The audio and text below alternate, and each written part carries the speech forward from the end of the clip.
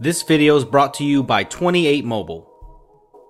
And what's up everybody, and this is Danny, and welcome to my Samsung Galaxy Note 3 unboxing, demo, and comparisons video. And this is probably the most anticipated device from Samsung this year besides the Galaxy S4. And this is the N9005 model, which contains LTE, and this is the 32GB model. So let's quickly run down the specs. This contains a 2.3 GHz Snapdragon 800 processor with a 13 megapixel camera that can shoot 4K video, 3 GB of RAM. Wow, that's crazy, right?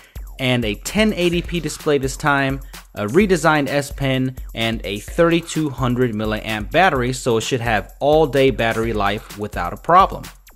And this HD display is a Super AMOLED panel, and this runs Android 4.3 Jelly Bean, which is great. And it has Bluetooth 4.0 LE, which is great for that Samsung Galaxy Gear that's coming right around the corner. And stay tuned for that, for I will have a full review of that as well. So let's go ahead and open this box up and see what else comes with it.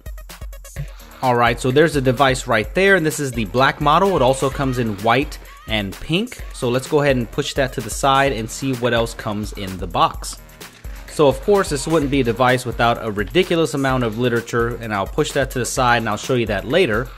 But let's see what else comes in this box. And this is probably one of the most interesting things that I've seen in this box. This is a USB 3 cord now, which is very awesome. It's one of the first, I think, and it's USB 3, and it has a different plug on the bottom of the Galaxy Note 3, and I'll show you that later on. And it also has headphones, of course, and these aren't too bad. It's pretty much standard affair for all Galaxy devices. And you have some ear tips here, just in case you have small ears, big ears, whatever. And I don't know what this is. So if you know what that is, then go ahead and let me know in the comments below. I'm pretty sure I'll get flamed for that, but I'm really not quite sure what that is. Here is the wall plug here, and this is an international device. I think this is the Asia version, which is cool because I think this is the one that's not region locked. So that's what I'm hoping this one is for. I don't know why they region lock those devices, but anyway, this is a 3200 milliamp battery, which is huge, and it should last all day. So I'm really looking forward to testing the battery life. So that's it for the box, and look at all this literature here. I mean, you can look through that if you want. It's kind of like if you have an old device, you can transfer, and handbook, key features, and this is exactly what I do with mine. I just shove it to the side. Alright, so now we have the device out. Let's take the plastic off the back, and let's take off the plastic on the front and turn the music down.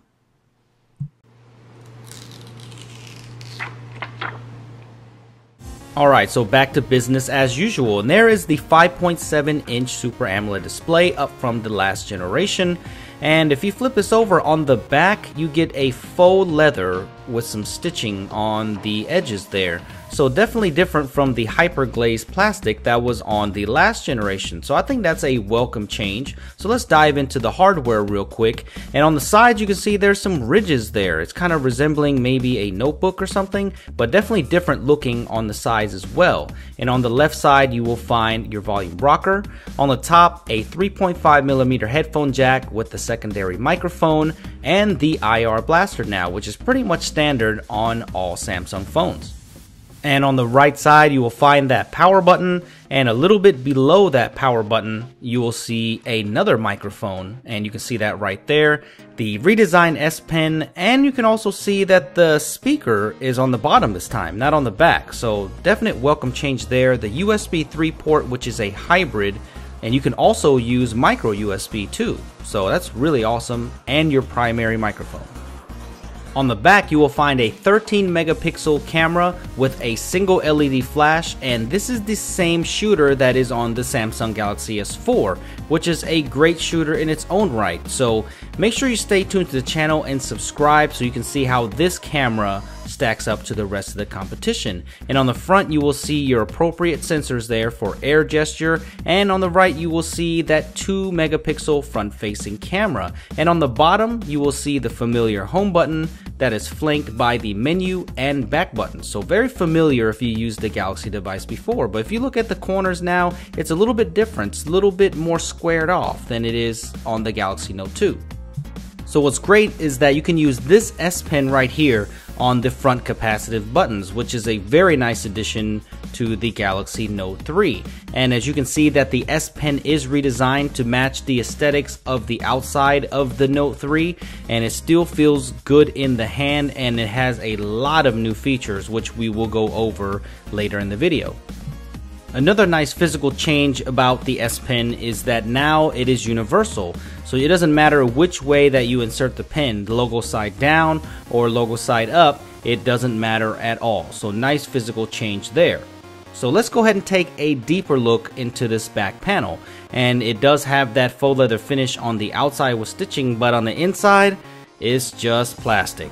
So look at how flimsy it is still. So, you know, it's kind of just a new coating on the outside, but that's it. So sorry to disappoint you there.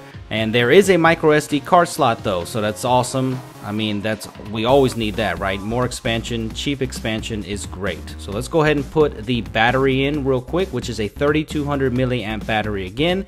And this back panel snaps on exactly the same as all the other Samsung phones do. So let's go ahead and boot this thing. With the Snapdragon 800, it should be fairly quick at booting, but let's see. This is a live boot here, and let me go ahead and get this into focus, and we'll see how long it takes to boot up. And it shouldn't take very long at all. And wow, fast boot right there. Very good. So how does this Galaxy Note 3 with the 5.7-inch display stack up with the other phones out there? So let's go ahead and look at it next to the Apple Find 5, which is right there. And of course, because of the 5-inch display, it's gonna be a little skinnier. But when you look at the thinness, the Note 3 is very thin in comparison to the leading smartphones out there. So that's very nice, and it makes it feel better in the hand because it is so thin. Alright, so let's go ahead and bring in a Sony Xperia Z1, which I really haven't unboxed quite yet, but there's a video coming on it very soon, so check for that. And you can see that the thinness of the Z1 versus the Note 3 is very comparable. So that's what makes the Note 3, I think, very manageable, is because of the thinness of the device here, and even with that display, you can see that the size isn't too far off right there.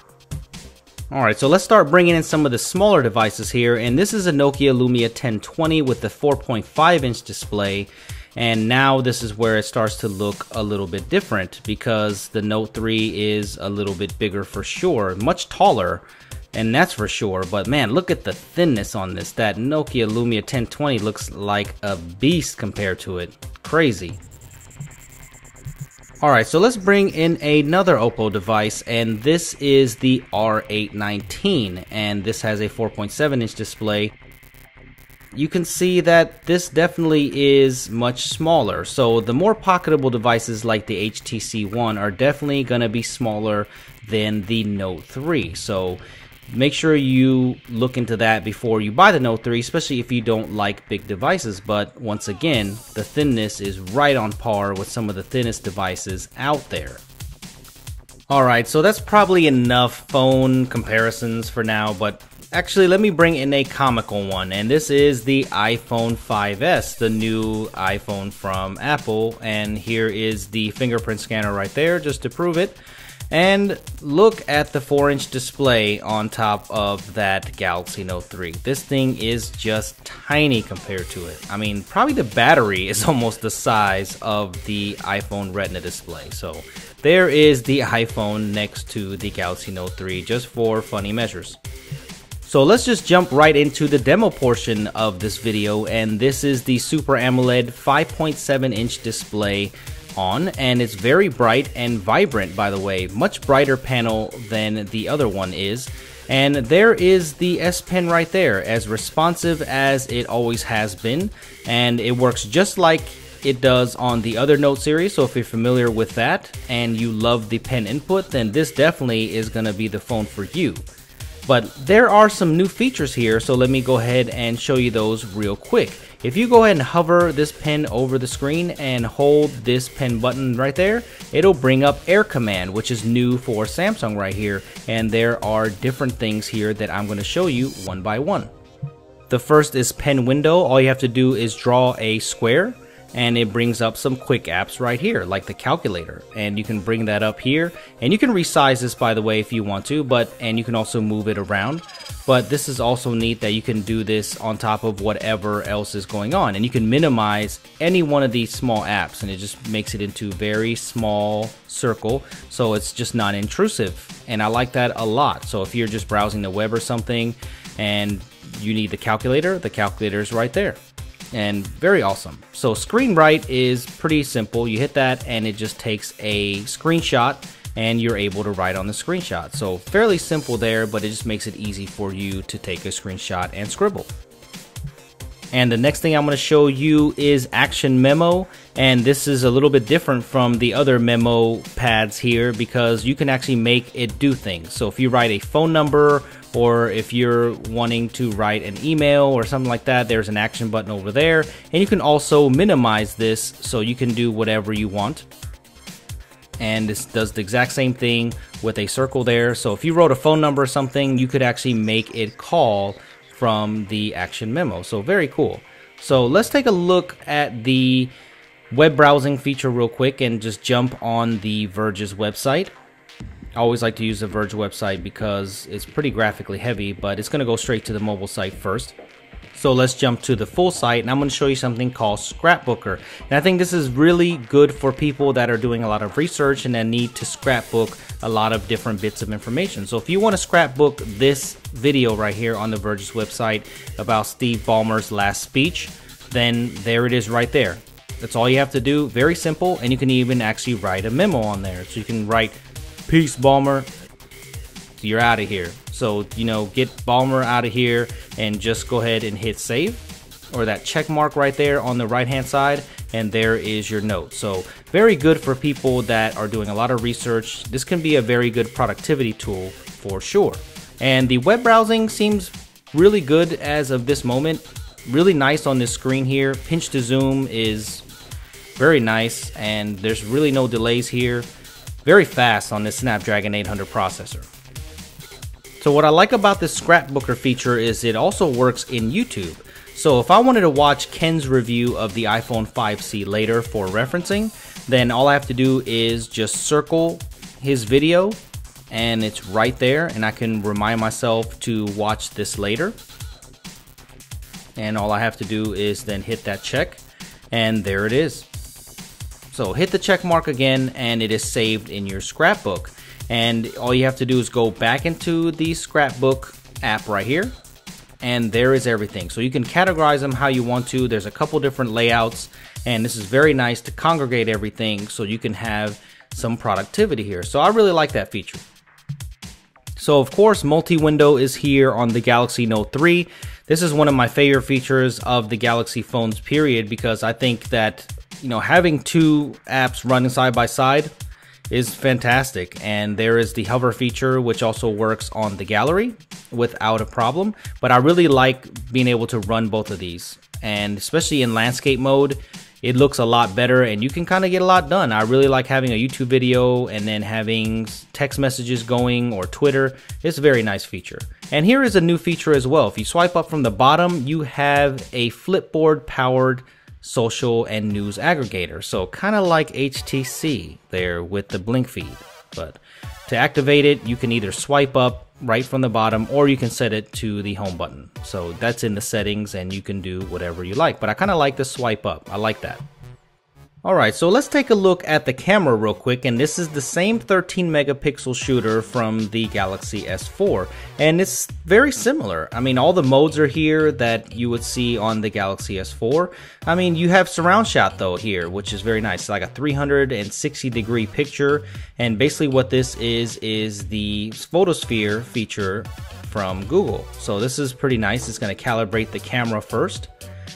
And once it's calibrated, you can take a 360-degree picture. So if you take these well, these are some of the coolest shots that you can take. So I'm glad to see that feature over to the Galaxy Note 3. So looking at the recording modes here, you have slow motion as well. So the iPhone 5S is not the only one that can shoot slow motion. And you have different modes here, normal and smooth motion, different things that you can pick for different recording needs. So the most notable thing here is that if you go into the video settings and go to video size, you can change it to 4K resolution. So this thing can shoot 4K video, which is amazing. And the Snapdragon 800 model, which is this one, can shoot this 4K video, but the octa-core model, which is the N9000, cannot shoot 4K video. So make sure you know that before you purchase a Galaxy Note 3. So what do you guys think about the Galaxy Note 3? Is it enough for you to upgrade? I mean, it's got a 1080p panel now, a better S Pen. It's got the 13 megapixel camera that is tried and true from the Galaxy S4. It's got a new back cover, so it doesn't have that hyperglazed plastic on it with a little bit of stitching, so it does look a little bit more high-end here. And it just better, faster, and bigger from all sides, really. Actually, besides the size, I mean, look at these bezels. I mean, these bezels are so small.